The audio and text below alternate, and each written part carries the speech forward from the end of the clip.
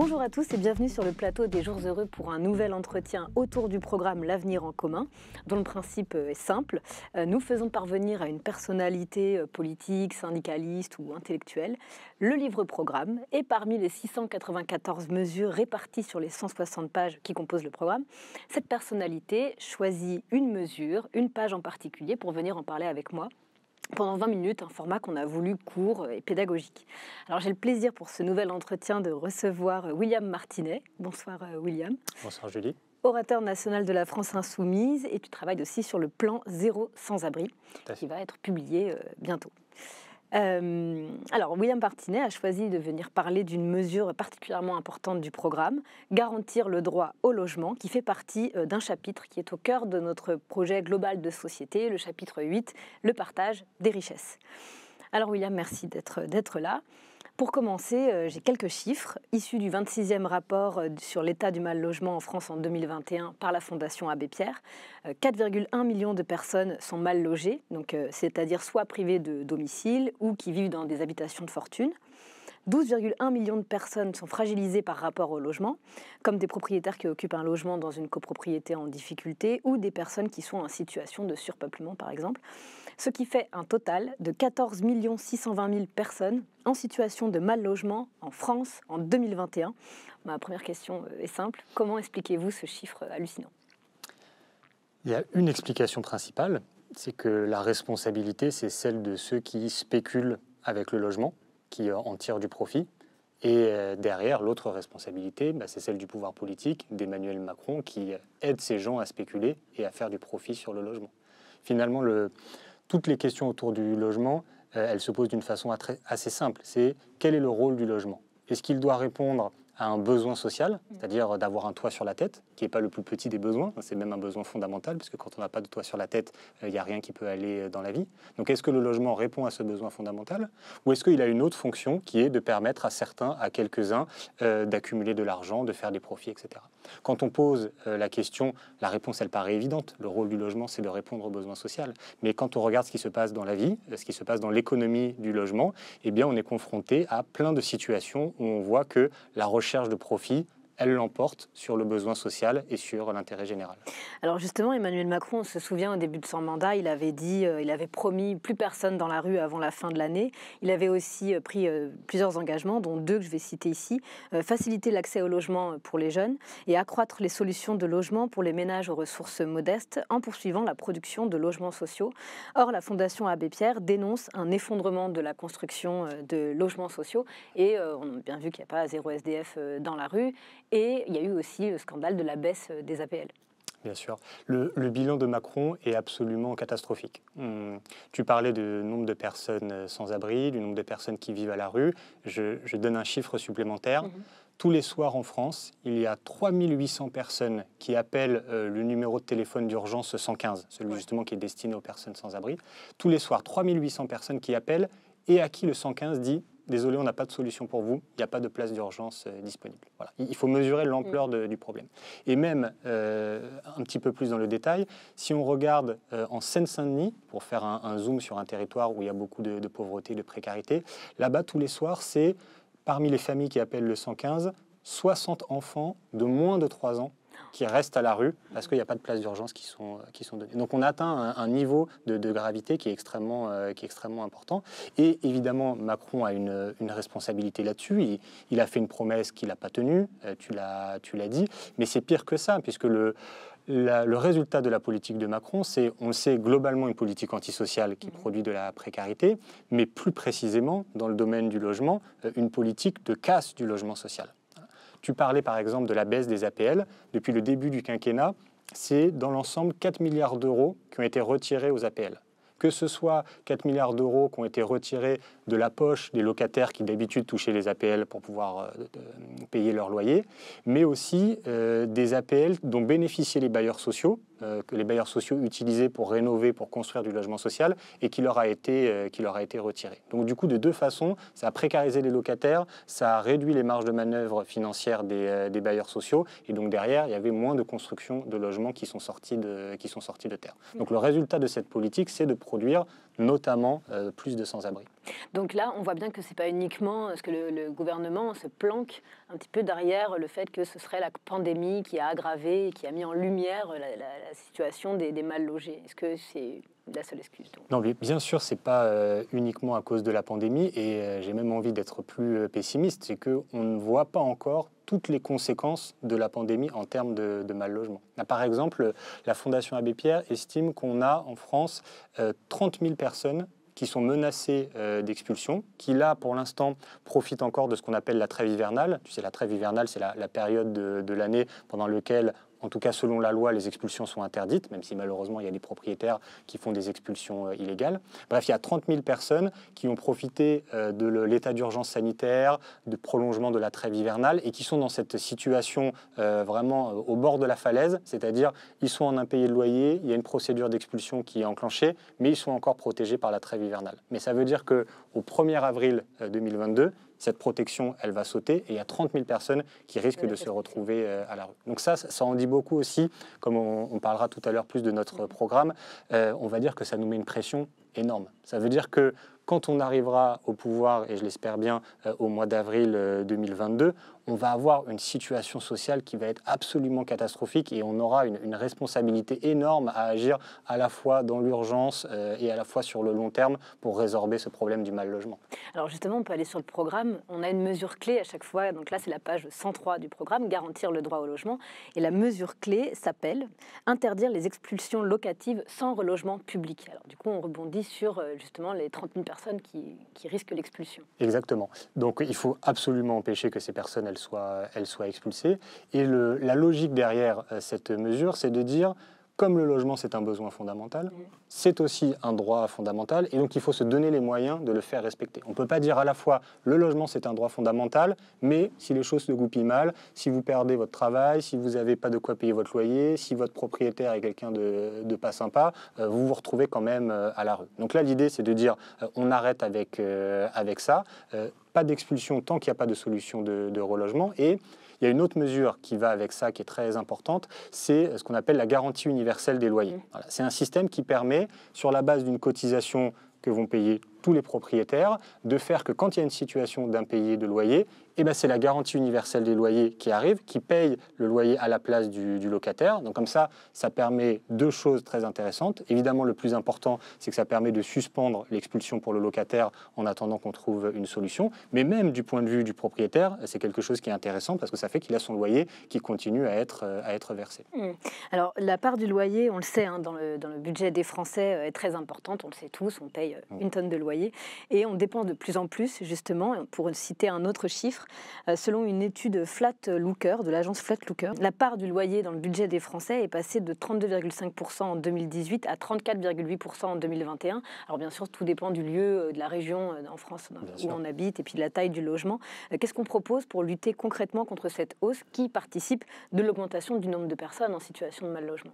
Tout à fait. Et qui participe aussi de la perte de pouvoir d'achat d'une grande majorité de Français. Ça, c'est très important parce que la problématique du logement, on va dire que c'est une chaîne. Il y a les situations les plus extrêmes dont on a parlé là, et à juste titre, parce que c'est ça le plus urgent, le sans-abrisme, les risques d'expulsion. Mais le problème du logement, c'est aussi des millions et des millions de personnes dont le problème, c'est que leur logement est trop cher, ou du coup, ils ont un logement qui est trop petit, ou alors un logement trop éloigné de leur lieu de travail, parce qu'au cœur des métropoles, la location c'est trop cher, donc ils sont obligés d'habiter en banlieue et de faire 1h30 de RER pour pouvoir venir travailler. Enfin bref, cette question du coût du logement, elle concerne énormément de monde. Donc une des mesures qu'on propose pour ça, c'est la question de l'encadrement des loyers. On dit, dans les métropoles où les loyers sont trop élevés, on fait un encadrement à la baisse. Et là où les loyers sont pour l'instant moins tendus, on fait un encadrement pour éviter que les loyers aient à augmenter.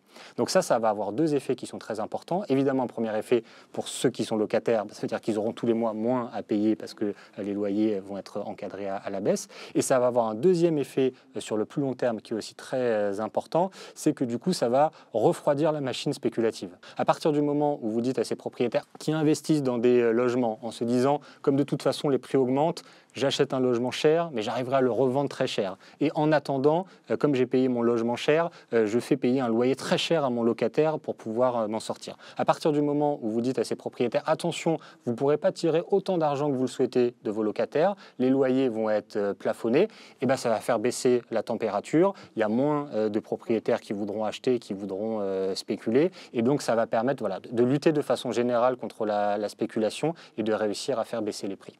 Alors justement, pour rester sur la spéculation, il y a aussi une mesure qui est très importante qui concerne Airbnb. Est-ce que tu peux nous en dire un peu plus? Oui, alors on a un gros problème dans l'usage du logement, c'est que, comme je disais tout à l'heure, comme malheureusement la logique majoritaire est comment on fait de l'argent avec le logement, et ben, si vous êtes propriétaire d'un logement, soit dans une métropole, soit dans des zones touristiques, ce qui est le plus rentable pour le logement, c'est de faire de la location touristique et notamment de faire du Airbnb. Et du coup, ce qu'on constate, si on prend juste l'exemple de Paris, à Paris, entre 2011 et 2017, il y a 50 000 logements qui sont sortis du parc des résidences principales, donc des logements où les gens habitaient, pour devenir des résidences secondaires dont la plupart, en gros, ont été louées sur Airbnb, si on résume un petit peu. Donc, en gros, 50 000 logements en moins. C'est comme si, à Paris, on détruisait 50 000 logements en disant « vous ne pouvez plus habiter dedans ». C'est plus que sur la même période, le nombre de logements sociaux qui ont été construits pour se rendre compte du déséquilibre. Donc ça, c'est l'exemple parisien. Mais je disais aussi, ça marche dans des villes touristiques. Là, par exemple, je lisais un article il y a quelques jours dans Le Monde qui parlait de la ville de La Rochelle, qui est une ville qui est à la fois une ville étudiante et une ville touristique. Donc, si on se pose les questions en termes de besoins sociaux, on se dit, dans l'ordre des priorités, il faut que tous les étudiants aient un toit sur la tête et s'il reste des logements disponibles, ça peut servir au tourisme très bien. Bon, mais comme la logique, c'est pas celle de répondre aux besoins sociaux, mais de faire de l'argent, qu'est-ce qui se passe? De plus en plus de locations touristiques et des étudiants qui vont loger au camping, en fait, parce qu'il leur reste plus que ça. Donc voilà, ça, c'est des logiques qu'il va falloir inverser. Et notamment, nous, une des propositions pour ça, c'est d'encadrer drastiquement la location saisonnière, notamment avec les plateformes et Airbnb, pour faire tout simplement qu'en fait, il y ait moins de logements qui soient utilisés pour ça et davantage de logements qui soient mis à disposition pour que les gens tout simplement habitent dedans, parce que c'est ça le plus important. J'aimerais qu'on aborde la question des passoires thermiques, parce que les questions sociales et écologiques sont indissociables. On le voit notamment davantage avec le logement. En France, logements et bâtiments sont responsables de près de 20% des émissions de gaz à effet de serre, donc les causes directes du dérèglement climatique. Et en France, un autre chiffre, près de 5 millions de logements sont considérés comme des passoires énergétiques. Donc c'est un scandale social, parce que les gens ont froid chez eux et en plus payent des factures astronomiques pour tenter de se chauffer. Et écologique, un scandale écologique, puisque les deux sont indissociables. Qu'est-ce qu'on propose du coup dans le monde, dans le monde en commun? Tu as très bien décrit le phénomène. Moi, j'ajouterais une chose, même dans les causes du mal logement qui sont en train de s'aggraver. Heureusement, tout n'est pas négatif quand on regarde l'évolution ces dernières décennies. Il y a par exemple, de moins en moins de logements qui sont ce qu'on appelle privés de confort, c'est-à-dire sans eau courante, sans toilette, etc. Ça, c'est une cause de mal logement qui est en train de se réduire. Mais par contre, il y a une cause de mal logement qui est en train de progresser, qui est celle des passoires thermiques et de la précarité énergétique, notamment parce que l'énergie coûte de plus en plus cher, payer sa facture de gaz, sa facture d'électricité, ça coûte de plus en plus cher, et donc on a de plus en plus de ménages qui, parce qu'ils habitent dans une passoire thermique, se disent je ne mets pas le chauffage, j'ai froid, tant pis, j'ai pas d'autre solution. Donc ça, c'est vraiment, en plus de tout ce que tu as dit, c'est vraiment une cause du mal logement qui progresse sur lequel il faut absolument intervenir. Là-dessus, finalement, la réponse, elle n'est pas très compliquée. On a besoin massivement d'investissements publics pour faire la rénovation de ces logements. Parce que ce qui ne marche pas ces dernières années, parce que le constat quand même que les passoires énergétiques, c'était un problème, il fallait agir, ça fait quelques années que ce constat a été fait. Mais ce qui ne marche pas, c'est qu'on n'a pas d'investissement public suffisant, on a des dispositifs qui sont complexes. En gros, si on veut faire rénover son logement, aujourd'hui, il faut aller chercher à droite, à gauche les différentes subventions, essayer de monter quelque chose. Et en plus, il y a souvent un reste à charge qui n'est pas négligeable. C'est-à-dire que même s'il y a des subventions, il faut continuer à la fin quand même à payer un coût conséquent. Et ce qui fait que tu as des ménages modestes qui renoncent à se lancer dans les travaux. Voilà. Donc là, il faut de la subvention massive là-dessus. Et en plus, un dernier intérêt à investir massivement, c'est que dans les travaux de rénovation énergétique, plus on les fait de façon globale, plus c'est rentable et efficace. Quand on fait de la rénovation petit à petit, c'est-à-dire juste les fenêtres, ensuite l'isolation des murs, ensuite ceci, cela, on a moins de rentabilité, moins d'efficacité. Par contre, quand on se dit on met les moyens pour, par exemple, rénover l'ensemble de cet immeuble. Là, ça marche très bien et, comme tu l'as dit, ça fait des économies aux locataires qui sont dedans et d'un point de vue écologique, on dépense moins d'énergie et donc évidemment, c'est positif. Alors, pour revenir aussi sur les logements sociaux, nous, on propose de... En fait, on voit avec tout cet entretien et tout ce que tu dis que c'est une question de volonté politique et qu'il y a une question de priorité et de priorité politique qui n'a pas été respectée, là, en tout cas, sous ce quinquennat. Bon, ce qui n'est pas un scoop, mais en termes de logements sociaux, Macron avait promis de construire des logements sociaux. Alors, nous, on peut tenir notre promesse de construire des logements sociaux. C'est une question de volonté politique. Ah, tout à fait. Là aussi, il faut commencer par redire ce qu'a fait Macron. Si on prend juste les chiffres de 2021, on a eu en 2021, en France, 90 000 projets de logements sociaux qui sont lancés. Le gouvernement lui-même s'était donné 120 000 comme objectif et la plupart des associations, des bailleurs sociaux disaient que l'objectif vraiment raisonnable, ça aurait été 150 000. Donc pour se dire à quel point on est en dessous de tout. Alors qu'on a besoin de logement social, parce que le logement social, c'est justement ce qui permet de prioriser le besoin des personnes. Parce qu'un logement social, même si vous êtes au cœur de Paris, dans un arrondissement très cher, vous pouvez avoir des loyers abordables et du coup, vous pouvez faire que, je ne sais pas, le l'éboueur qui doit ramasser les poubelles dans le quartier, il habite dans ce quartier, même si dans le privé, ça coûte très cher, il aura les moyens d'être dans un logement social et d'habiter à proximité de son lieu de travail. Donc on a absolument besoin de ça. Et pour ça, il y a deux choses importantes. Il faut financièrement aider les bailleurs sociaux. Je disais tout à l'heure que dans les coupes des APL, il y a une partie des APL supprimées qui en fait ont été de l'argent en moins pour les bailleurs sociaux. Donc ça, il faut remettre ces moyens sur la table. Et puis il y a une deuxième chose aussi, c'est que la construction de logements sociaux, c'est deux choses. Il faut l'argent pour les construire et il faut que les maires acceptent de construire des logements sociaux chez eux. Et là-dessus, on a un problème de séparatisme social, un problème de ghetto, mais qui est celui des ghettos de riches. Il y a des municipalités, il y a des maires qui refusent la construction de logements sociaux parce qu'ils veulent rester dans leur entre-soi. Et ces gens-là, ces maires-là, c'est pas seulement qu'ils refusent le logement social, c'est que du coup, ils respectent pas la loi. Parce qu'il y a une loi qui est assez connue maintenant, qui s'appelle la loi SRU, c'est une loi qui a plus de 20 ans, et qui dit que globalement, il faut avoir au moins 25% de logements sociaux sur sa commune. Bon, il y a toute une série de maires, c'est surtout dans l'ouest parisien, c'est Neuilly-sur-Seine, Boulogne-Billancourt, Versailles, c'est aussi sur la Côte d'Azur, Cannes par exemple, c'est des villes qui ne respectent pas la loi pour refuser la mixité sociale. Donc là aussi, nous, dans notre programme, on aura aussi là, une attitude volontariste en disant qu'on va renforcer les sanctions vis-à-vis des maires qui ne construisent pas le logement social. On va même rehausser l'objectif de la loi SRU, là, il est à 25, nous on va le mettre à 30%. Et donc on va assumer tout ça aussi avec l'idée que nous on va défendre le modèle du logement social. Le logement social, c'est une bonne chose. Le logement social, c'est 70% de la population qui est éligible au logement social. Donc on peut faire de la mixité sociale avec le logement social. Les gens qui habitent dedans, c'est les travailleurs de première ligne, là, dont on n'a pas arrêté de parler pendant la crise sanitaire. C'est eux qui ont besoin du logement social pour pouvoir vivre dignement. Donc voilà, on va pouvoir en construire, j'espère beaucoup, et du logement social qui est beau, qui est écologique, dans lequel on peut vivre bien, et on va pouvoir y mettre les travailleurs de première ligne. Alors justement, donc là on voit comment la question du logement est centrale et occupe une place centrale d'ailleurs dans le programme. On a appelé pour finir cette mesure, ce chapitre, garantir le droit au logement. En quoi ce mot droit est fondamental pour nous?